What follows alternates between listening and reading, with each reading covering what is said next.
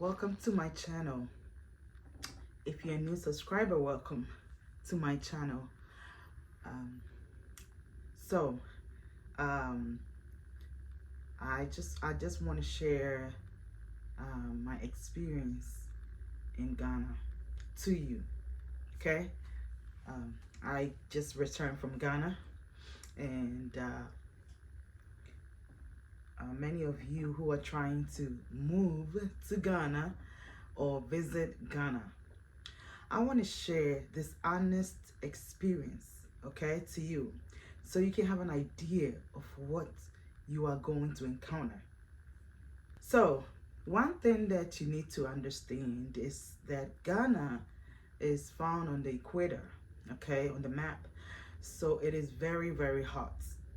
When we talk about hot, it's nowhere compared to the United States summer weather. It is hotter than the summer weather. Most parts in Ghana.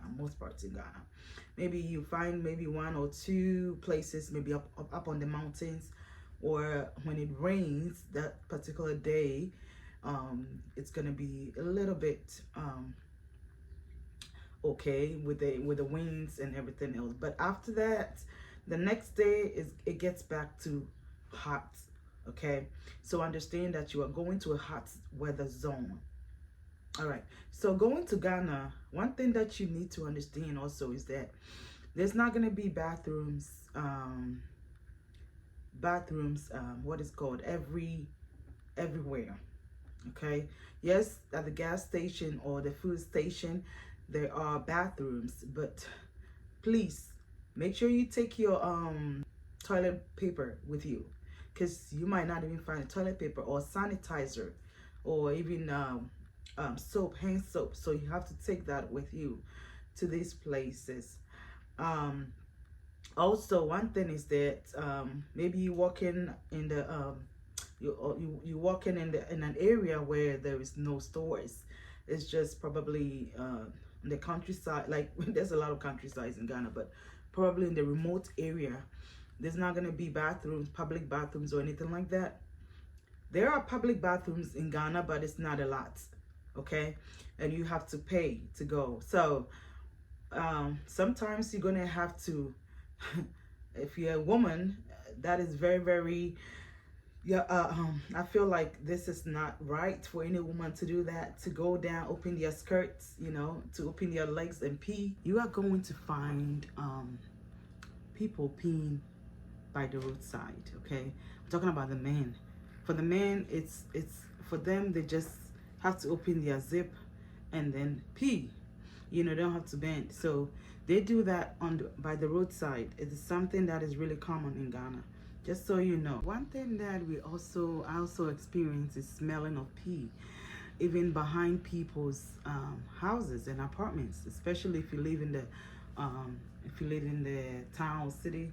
I smelled. I was like, I smell pee. How would somebody pee just right behind somebody's apartment? Or how, the apartments over there is totally different from here. So one thing that you should understand also, sometimes uh, they have it's called compound houses, whereby you have a lot of people live in a circle and there is a gate.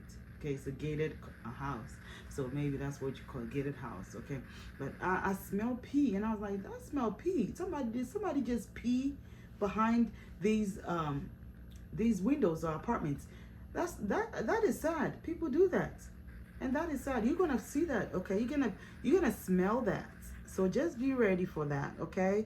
One thing I like about Ghana is the food. It doesn't matter where the person sells the food. The person might be selling the food from the street, but be careful. Be careful when you're buying food. You need to be very careful, because some people do stuff and you've seen it over social media. So it's best to go buy and cook in the house. But if it happens that you have to eat from outside, you can try restaurants. But we tried a few places and the food was good. Food in Ghana is good, even when you make it, because I believe that also the food is most of it are naturally grown. you find it that the Ghanaians really know how to cook. They know how to make food. So that's one of the positive things also in Ghana is the food. Okay, and also one thing is that in my my time in Ghana, it wasn't it's not your comfort thing that you have in the US. You're not gonna get everything or even half of the things you get in the US. It's like a whole zone, a whole different life itself. I grew up in Ghana, in my early teens, so I kind of know something about Ghana, and that's where my relatives are from. So I normally, you see me going on vacations to visit them, but it's not something that you just get up and go, because it's a total different environment by itself if you are not a Ghanaian, or even you have not bonded with the Ghanaians here. Okay, so it's a total different experience. I want you to understand that you are not gonna get your food that you love to eat here all the time. Your breakfast, you have a American breakfast and all that. You're not gonna have it. We have Ghanaian breakfast, and sometimes it can be on the heavy side, and what is light for Ghanaians may be heavy for you. So I want you to understand and take note of these things. These are some of the things I may be I'm telling you. I may not be telling you everything, but as you listen to this, I hope that it will be of a good help to you, for you to decide whether you are going or you are not, or you're gonna have to have a you're gonna have to have a different mindset.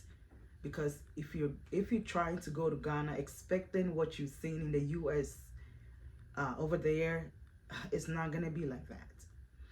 Somewhere in Accra, you're gonna find few things that maybe you've been having here in the US. You will find it there somewhere in Accra.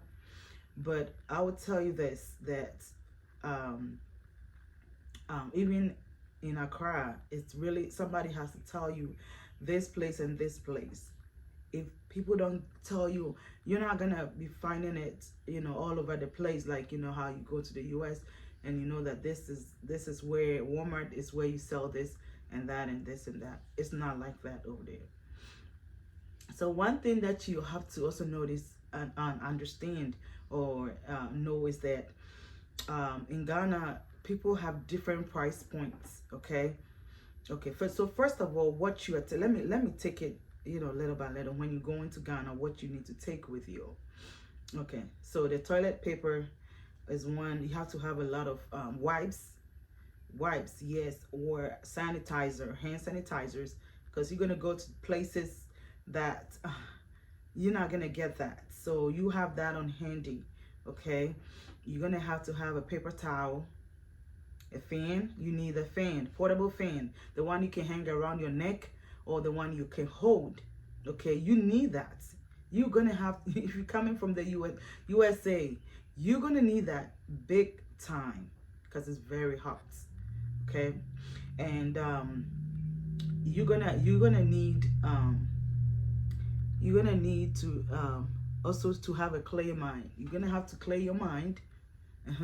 You can go to Ghana with the United States mindset, because it's totally a whole different country by itself, and it has a whole different thing going on in Ghana. Because these are the few essentials that you need to bring with you. But as you go to Ghana, you're gonna find that you're gonna, if you're living at a place, you need to buy electricity. Electricity is not monthly. You need to buy the card, the electricity card, and you need to recharge it. And you need to be aware that you're gonna buy data for your phone, and these are some of the things that you need to be able to have money on you. One thing in Ghana is that you're not gonna find a price point on something. Most of the time, if you go to the markets, if you go to the stores like Malcolm and all those, the few stores that they have, you will find a price point on something. But if you go to the markets, which is the biggest shopping places in Ghana, and convenient and cheaper than those in the stores, a little cheaper, okay, let me put it that way. So you need to understand that the price point is not going to be on the item. When you go there, the person is going to tell you this is like 100 Ghana cedi. So they start from the highest point. So you need to be able to see, and maybe there are some things that they'll tell you they cannot bring it down. They can't bring the price down. No matter how you talk to them, they'll tell you we cannot negotiate. So you're gonna have to probably decide whether you want it or don't want it.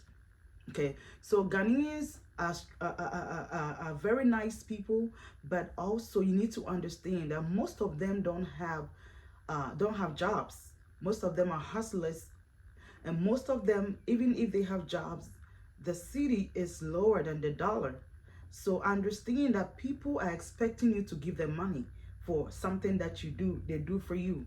They're gonna even if they don't ask you, they're expecting something from you. So you're probably gonna have to have that in mind. So they are very hospitable, and they will want to do things for you. They will ask you, or do you want me to help you carry this for you, do this for you? But in turn, really, they are wanting something. So have that in mind. They might not tell you, but that is what that's in their mind. Okay. So you need to also understand the roads in Ghana are very bad, especially in Accra. In Accra, the capital city, the roads are very, very bad. It's not like you have it in the USA. Most roads in the USA are paved and they are tarred, but in Ghana, not every road, even the road to your house, the street to your house, might be very, very bad. You can't, it's really, sometimes it's really hard to even decide whether you can even drive through these roads. Understand that you are going to meet such. You're going to see poverty even on the street.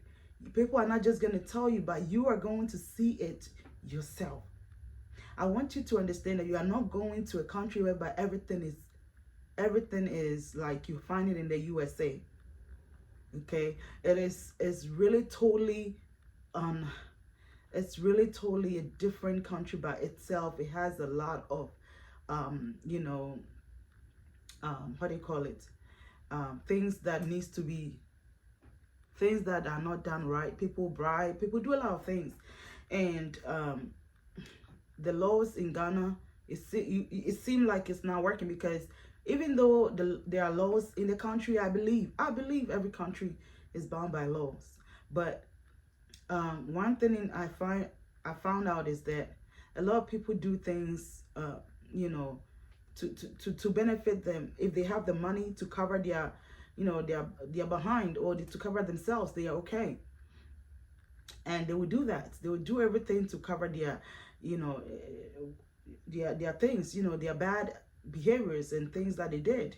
People do things to get things in Ghana. I realized that. And if you want to live a Christian life like we believers, we tend to live, you're gonna have to go through some kind of hardship, because nobody is going to do, people don't do it. Even the Ghanaians go to church a lot.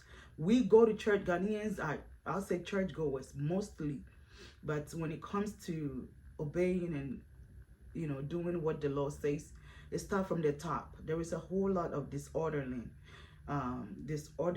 in the country. But I find it very surprising to see a lot of Americans really feel, okay, I just moved to Ghana without even thinking through and deep. And it's very, very, I don't know what people are going there to do, but Ghana, it has a lot to grow from, and it's a lot of things. It's a lot of things. But one thing that I found out, there are positive things in Ghana, and I believe that if you look on the positive side, you'll be okay, because there are positive things. Yes, of course, people go to church, and you have Christian people to talk to, you have people to pray with, and to learn the word of God. And also I'll say that people, the stress level, people don't really care. They are not stressed out with time. Like here, we are on the go and we have to do things according to the law. Over there, people talk to people. If the law catches up with you, they talk with people, and they, because of money, they can you can come out of that issue very quick. It doesn't even have to be if whether it's a major or minor issue. It's really all about the money, mostly. I'll say that. I'm not going to say all of it, but mostly is about the money. Okay, so also the positive side is that if you're coming from the United States, with the dollar is, I think it's equal to 14 cities as of today, where the time that I left. So your money was worth more, so you can actually when you have the dollar, it was worth more. um, but be prepared mentally, emotionally, physically, because you're gonna have all these things. One thing that you have to understand also in Ghana, as I said, the roads. Also, also you have to understand. You have to understand that things are not, like you will not find new things. Mostly there are some new things there, but the, according to your preferences, you might not find all of it there. There are some things there, but not all of it. What you have here in the United States, you will not find it. So you have to be prepared mentally, physically, emotionally. You're gonna smell stuff, on the road. You will smell poop.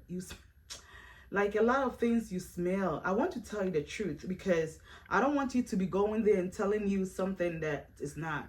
I'm telling you the truth so that you will know if you're ready to go to a place like that, or you want to experience it. Experience is better, yes. But for those who are just not, they're not from Ghana, and they just, somebody told them, or somebody, they watch the YouTube or social media and just want to just go move, or they went there for 1 week or whatever.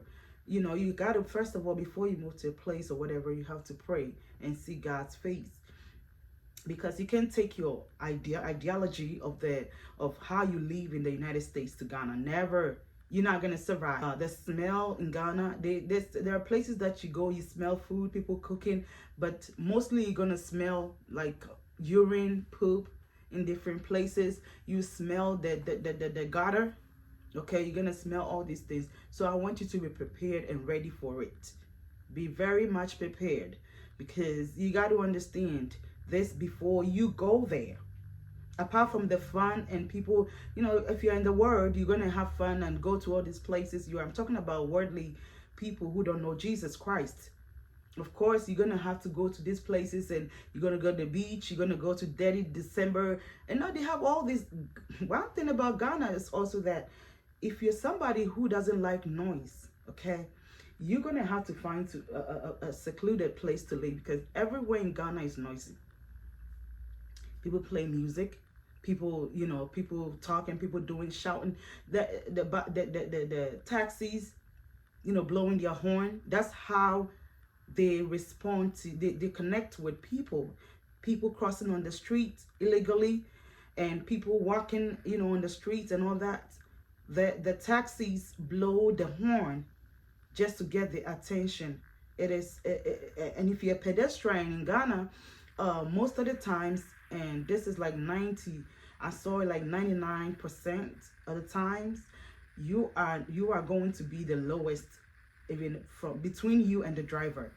You're gonna have to take caution, because they can knock you over. They are nice not to do that, but who knows who is speeding. But they'll blow the horn, and wherever you are, you're gonna have to get out of the way for the driver to come through. Versus maybe here, you if you're a pedestrian, you have the right of way. It's supposed to be that way, but it doesn't work like that in Ghana. So be prepared for that. Okay, I am I'm wishing to just go just a little bit more, and then I will stop it and save it for another day. Okay, so you have to realize that. You have to also understand something, that right now, what I really liked from my maybe the second time I went to Ghana, from this time, was that the difference was that the police did not ask us any money. That was amazing, because they did that before. They would ask you to give them money, but they didn't do that this time, which was amazing. Which was, I'm talking about when you're driving to maybe from a different city to Accra, to wherever they have a police standpoint, that they call it barriers. I think, I'm not sure if that's what the name of the places are called, but it's a police standpoint. And when you get there, they stop you and check to see if there is any illegal things in your car. But one thing is that they used to ask for money when I was there in the I think 2022, but this time they did not. Which was great. I was waiting for them if they were gonna do that, but they didn't do it. So understand that, and understand that there are people in Ghana that you know, they are opportunists in Ghana. Okay, there are people who come to you because of where you are coming from. When the moment you are coming from the United States or United Kingdom, you are going to have a friend. They don't know you. Ghanaians are very, very hospitable, or hospitable. I think that's the word, hospitable. But one thing is that maybe you will call it opportunist, because they are there sometimes not because they like you, or because you know they don't know you, right? But you just got a friend. So the fact that you have money on you, if you have money, you know, you do well in Ghana if you have money, because you get friends, you get people to show you everything that you want to see. But if you don't have money, and maybe you're from Ghana, you were maybe returning and you don't have any money for anybody, maybe your family member will not even see you, or they will not even come to you, because everybody is struggling in Ghana, and you may be their savior. Okay, God bless you all. Y'all have a blessed and wonderful day. Shalom.